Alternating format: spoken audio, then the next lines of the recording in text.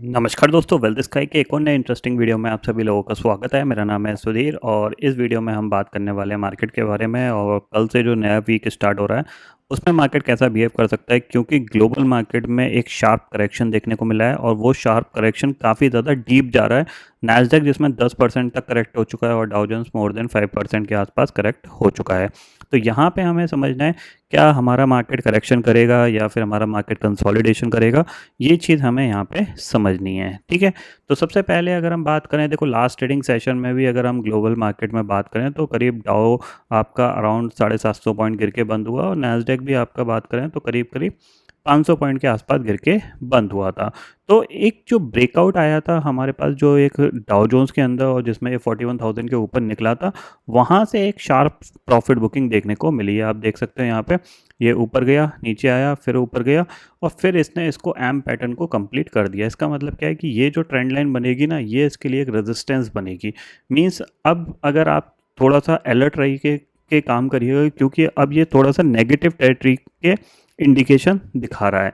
ये पॉइंट आपको समझना है, ठीक है ना। किस तरीके से दिखा रहा है, देखो सिंपल सी चीज़ ये है कि अगर ये पॉजिटिव साइड पे मूवमेंट करता, मींस मान लीजिए यहाँ पे इसने एक अच्छा खासा मूवमेंट किया, लेट दम ये प्रॉफिट बुकिंग आई, उसके बाद यहाँ पे इसको ऊपर की तरफ या फिर यहीं पे एक कंसोलिडेशन करते रहना चाहिए था, फिर ये ऊपर की तरफ मूव कर सकता था। ठीक है, बट इसने क्या किया है कि यहाँ से मूवमेंट हुआ, फिर इसने एक रिट्रेसमेंट दिखाया, फिर पुल बैक ने इसने कोई नया हाई नहीं बनाया है, तो प्राइस एक्शन को समझिए और एक नया लो बन गया है।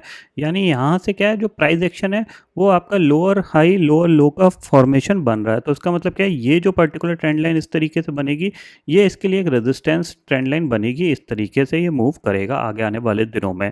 तो अब जो इसके लिए इंपॉर्टेंट रेजिस्टेंस होगा वो होगा 41,000 का। जब तक 41,000 के ऊपर नहीं निकलता तब तक ये ट्रेंड इसका नेगेटिव रहेगा। ये चीज़ ध्यान में रखिएगा, खासकर डाउ जोन्स का।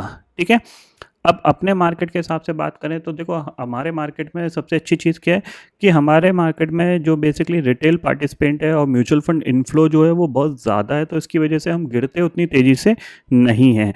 ये चीज़ ध्यान में रखिएगा कि गिरते नहीं है बट गिर भी सकते हैं, ये पॉइंट आपको ध्यान में रखना है। बट फिलहाल ऐसा कुछ नहीं है कि बहुत शार्पली ये नीचे गिरेगा। अब हमारा प्राइस एक्शन नेगेटिव कब बनना स्टार्ट होगा उसको हम थोड़ा सा अंडरस्टैंड करते हैं। तो देखो सिंपल सी चीज़ है, ये एक मूवमेंट हुआ, फिर हमने ये एक करेक्शन देखा है, फिर हमने एक नया हाई बना दिया है।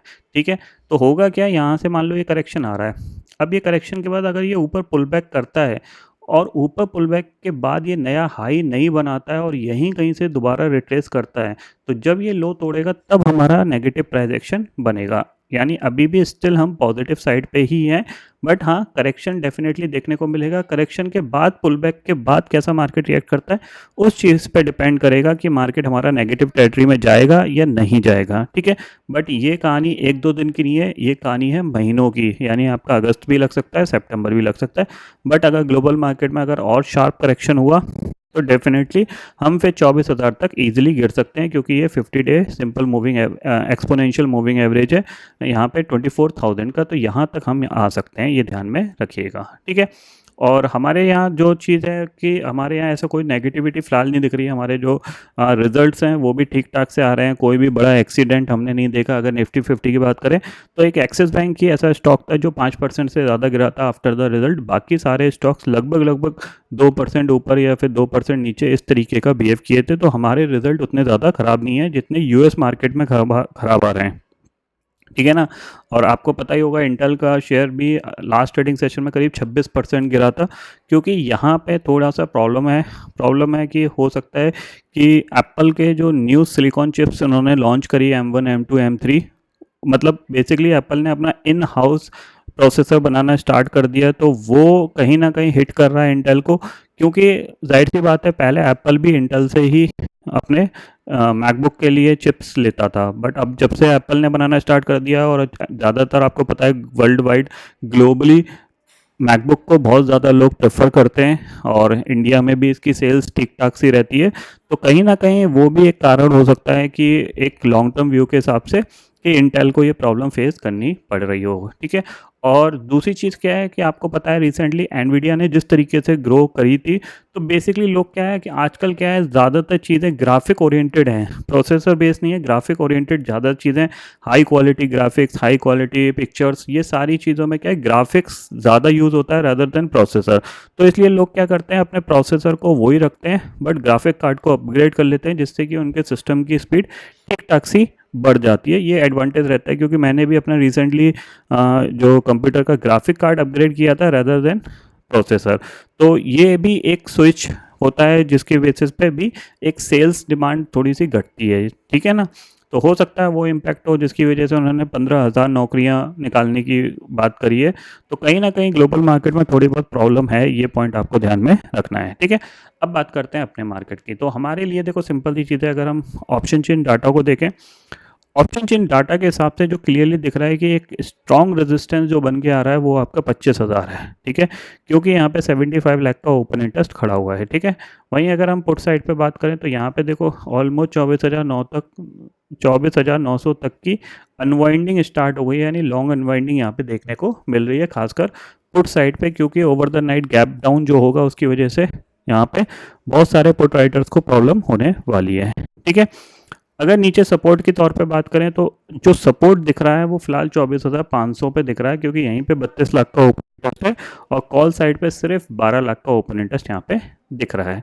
अगर हम 24,700 के शॉर्ट स्ट्रैडल की वैल्यू देखें अभी भी करंटली अगर देखा जाए तो करीब करीब 210 रुपये के आसपास चल रही है, सॉरी 200 कह रहा हूँ, 310 रुपये के आसपास ये चल रही है, जो कि काफ़ी हद तक एक अच्छी वैल्यू है, क्योंकि 300 रुपये की प्रोटेक्शन का मतलब ये है कि आप नीचे 24,400 तक सेफ हो, ठीक है, और ऊपर अगर देखा जाए तो 25,100 तक सेफ हो अगर कोई शॉर्ट स्ट्रैडल बेचता है।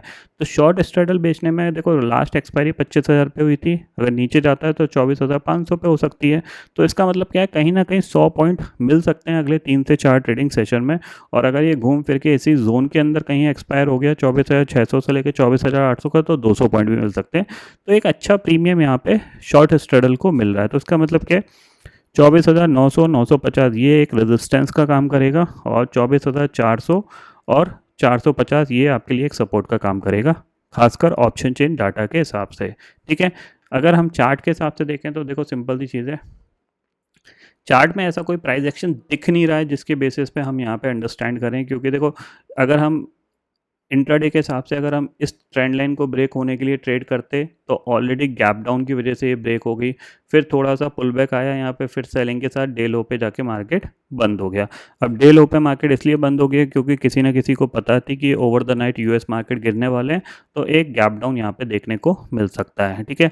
अब गैप डाउन आपका 24,500 तक भी देखने को मिल सकता है, 24,550 या फिर 24,600 तक का भी देखने को मिल सकता है, वो डिपेंड करता है मार्केट कहाँ खुलता है। अगर मार्केट थोड़ा सा फ्लैट खुलता है तो थोड़ी बहुत सेलिंग यहाँ पे आ सकती है, अगर गैप डाउन खुल जाएगा तो फिर थोड़ा सा आप अवॉइड करने की कोशिश करिएगा, क्योंकि गैप डाउन के बाद कुछ ज़्यादा आपके पास बचेगा नहीं। सिर्फ एक ही चीज़ हो सकती है कि गैप डाउन के बाद अगर ये रिकवरी कंटिन्यू रखता है तो फिर आपको कोई ट्रेड मिल सकती है, अदरवाइज यहाँ पे आप थोड़ा सा वेट एंड वॉच की सिचुएशन में जाना पड़ेगा आपको, ठीक है। वहीं अगर हम बात करें यहाँ पे बैंक निफ्टी की, तो बैंक निफ्टी आपको कंटिन्यू होल्ड करता हुआ दिखाई दे रहा है 51,000। तो यहाँ पे 51,000 के नीचे जाएगा तभी हम कह सकते हैं थोड़ी बहुत प्रॉब्लम होना स्टार्ट होगी। ये एक इंपॉर्टेंट ट्रेंड लाइन है जिसको काफ़ी दिन से इसने टेस्ट नहीं किया है, जब से आपका इलेक्शन का आउटकम आया था। तो हो सकता है अब ये इसको टेस्ट करने के लिए नीचे की तरफ आ सकता है, फिर यहाँ से सपोर्ट लेके ऊपर मूव कर सकता है, ठीक है। बट ये कहानी हफ्ते भर की है, बट कल क्या हो सकता है उसके हिसाब से हम देखें। तो 50 मिनट टाइम फ्रेम के हिसाब से अगर हम यहाँ पे समझते हैं तो सबसे पहली चीज़ 51,000 ही आपके लिए सबसे इंपॉर्टेंट लेवल है। 51,000 के नीचे जाएगा देन आप एक्सपेक्ट कर सकते हो कि एक नया स्विंग लो बन सकता है, या फिर हम यहाँ 50,500 तक भी जा सकते हैं। 50,550, 50,450 ये लेवल आपको यहाँ पे दिख जाएंगे। रेजिस्टेंस के तौर पे आप चाहो तो ये एक ट्रेंड लाइन है जिसको आप मार्क करके रख लो, ये काफ़ी हद तक कहीं ना कहीं इंपॉर्टेंट ट्रेंड लाइन है। तो इस तरीके से आपका ये एक पैटर्न बन रहा है जिसको आप फॉलो अप कर सकते हो, क्योंकि ये थोड़ा सा ऊपर से है। अगर टॉप से आप खींचना चाहते हो तो टॉप से आप चाहो तो इसको डिलीट करते हैं, ये आपका हाई बना था, ठीक है। इस हाई से हम क्या करते हैं, इस तरीके से मार्क कर लेते हैं, थोड़ा सा नीचे कर लेते हैं, ठीक है, क्योंकि ये स्पाइक्स है। तो ये आपको सिचुएशन दिख रही है, और चाहो तो आप नीचे से अगर मार्क करना चाहो तो इस तरीके से आप कर सकते हो। तो क्या है बेसिकली, अब आपको ये जो चैनल दिख रहा है ना, ये चैनल आपके लिए एक इम्पॉर्टेंट चैनल है, तो इसके ब्रेकडाउन पे आप ज़रूर ट्रेड लीजिएगा। मींस अगर ये 51 250 या 51 200 के नीचे ट्रेड करना स्टार्ट करता है तो ज़रूर शॉर्ट करिएगा, क्योंकि फिर हो सकता है कि ये फ्लो में 51,000 को ब्रेक कर दे। ठीक है, इतना आपको समझ में आ गया। और ऊपर जब तक ये स्विंग हाई नहीं निकलता, ठीक है ना, तब तक आपको पॉजिटिव साइड पे ट्रेड नहीं लेनी है। स्विंग हाई मतलब 51,800 के ऊपर जब तक बैंक निफ्टी ट्रेड नहीं करता, तब तक आपको पॉजिटिव साइड के बारे में थोड़ा सा अवॉइड करना है, ये ध्यान में रखिएगा, क्योंकि ये पर्टिकुलर एरिया इसके लिए एक स्ट्रॉन्ग रेजिस्टेंस का काम करने वाला है। क्योंकि यहाँ पे क्या है, अगर आप देखोगे तो प्राइस एक्शन क्या है, अभी भी इसका जो हाई है वो कहीं ब्रेक नहीं हुए हैं। यहाँ पे भी आप देख सकते हो, फिर इसने ये हाई बनाया और फिर ये हाई बना, फिर ये हाई बना। तो जब तक ये हाई नहीं ब्रेक होगा तब तक ये थोड़ा सा नेगेटिव साइड पे ही बैंक निफ्टी रहेगा। भले नीचे गैप डाउन खुलने के बाद रिकवरी आ जाए, लेकिन ये हाई जब तक नहीं निकलेंगे तब तक पॉजिटिव चैनल में नहीं जाएगा। ठीक है, क्योंकि लोअर हाई फॉर्मेशन यहाँ पे देखने को मिल रहा है। ठीक है, तो अगर ये यहाँ से दोबारा से इसने नीचे ब्रेक किया तो फिर आपको क्या लगेगा, यहाँ पे एक नया लो लगता हुआ दिखाई दे सकता है बैंक निफ्टी में। इसीलिए मैं आपको बोल रहा हूँ कि 51,000 के नीचे इसको एक बार ज़रूर शॉर्ट करिएगा स्टॉप लॉस लगा के, क्योंकि हो सकता है आपको एक अच्छा टारगेट नीचे की तरफ मिल सकता है। ठीक है, तो ये पूरी एनालिसिस है जो कि आपके कल से जो नया वीक स्टार्ट हो रहा है उसमें आपके काम आएगी। तो इसको ज़रूर वीडियो को पूरा देख लीजिएगा और लेवल्स आप मार्क करके रख लीजिएगा। ठीक है, तो आई होप दोस्तों ये पर्टिकुलर डाटा आपको समझ में आ गया होगा। दोस्तों फिलहाल इस वीडियो में इतना ही है। आई होप ये वीडियो आपको पसंद आएगा। वीडियो पसंद आता है तो लाइक और शेयर जरूर करिएगा और चैनल को जो सब्सक्राइब कर लीजिए, क्योंकि मैं सुधीर लेके आता रहूँगा हर दिन आपके लिए नए नए वीडियो। इसी के साथ शुक्रिया दोस्तों, जय हिंद।